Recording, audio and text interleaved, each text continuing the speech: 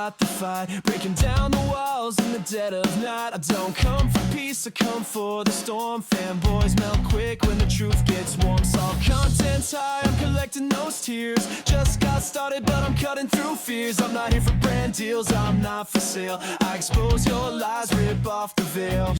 After that direct, Nintendo has shown their greed knows no bounds. They literally have amiibos now for $50. You heard me right, $50. And I'm not talking about some massive deluxe figure that lights up and comes with a soundtrack CD, no. I'm talking about a hunk of plastic with an NFC chip. $50 for once was a $12 collectible. It's completely ridiculous, and yet people keep lining up for it now. Yes, I'll give Nintendo a little bit of credit. The two amiibos are interchangeable and you can use them in the game, but that doesn't mean anything when you look at how much they cost. I remember when the first ones came out back in 2014. That was the Smash Bros. Era, when Nintendo was trying to jump on the Toys to Life craze with Skylanders and Disney Infinity. They launched them at $12.99 in the US, and at that time, it seemed fair.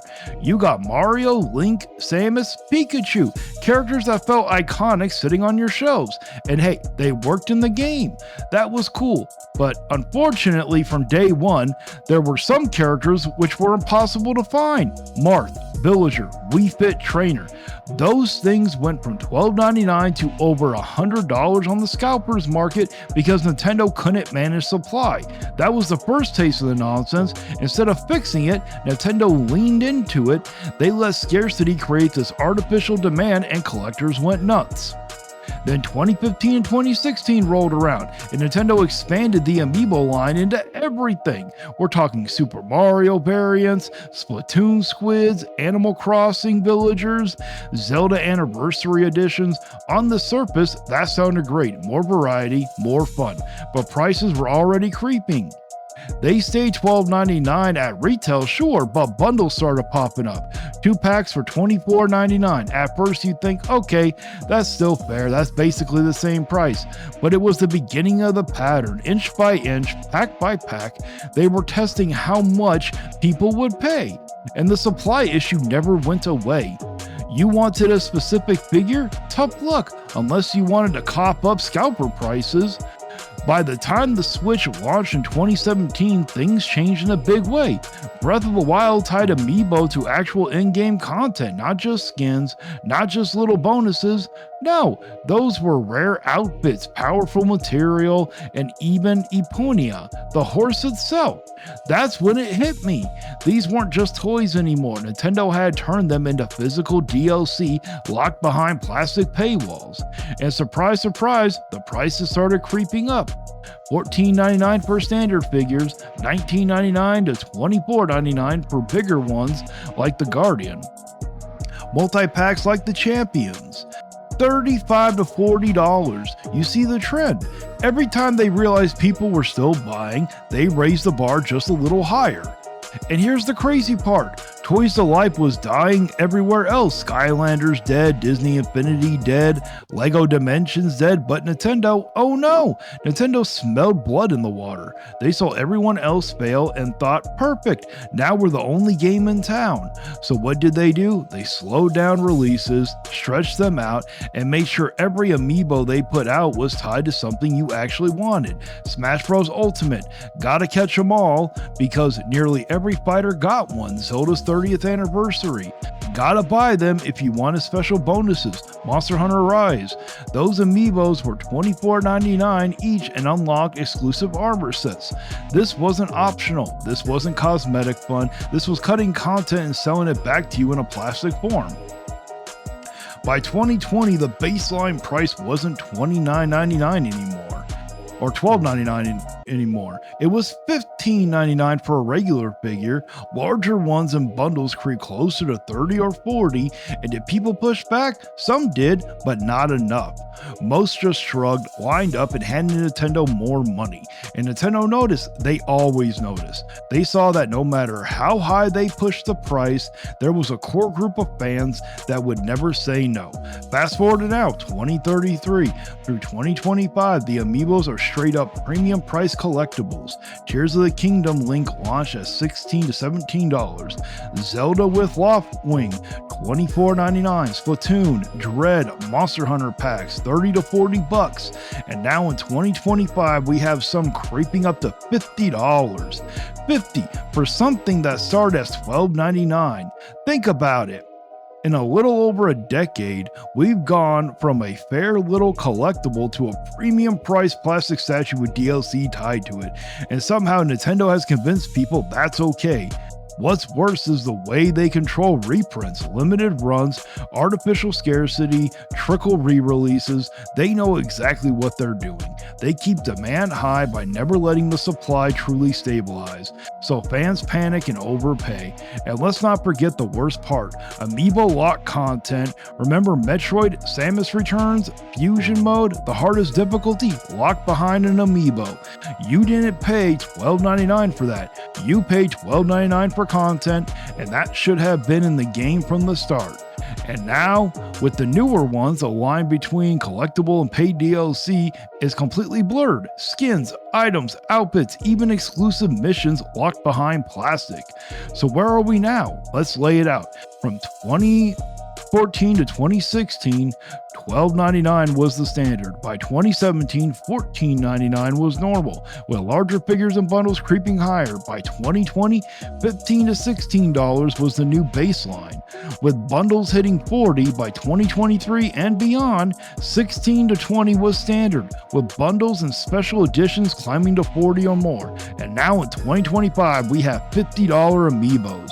That's not inflation, that's not supply chain nonsense, that's not tariffs, that's Nintendo slowly testing the waters, raising the price, and realizing their fans won't stop them.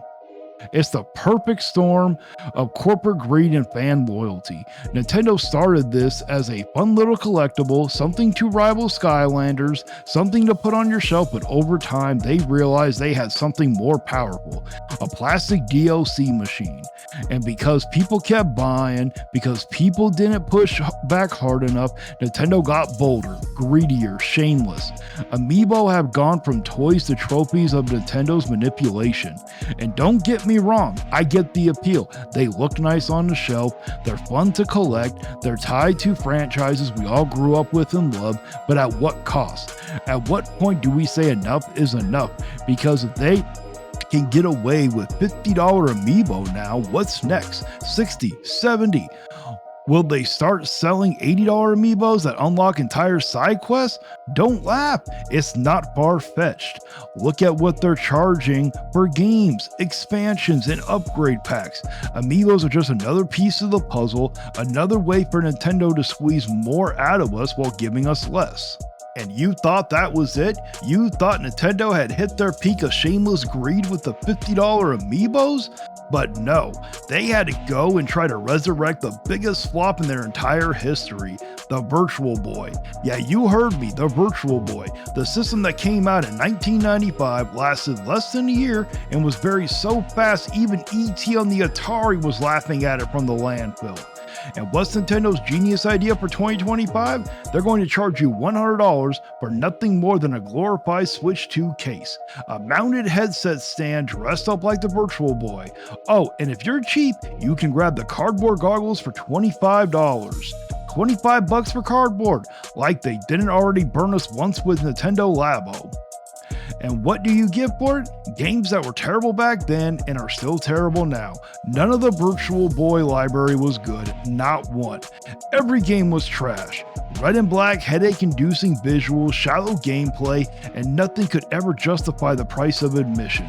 Nintendo couldn't even be bothered to make the original hits for it back then, so what makes you think re-releasing it now is going to be any different?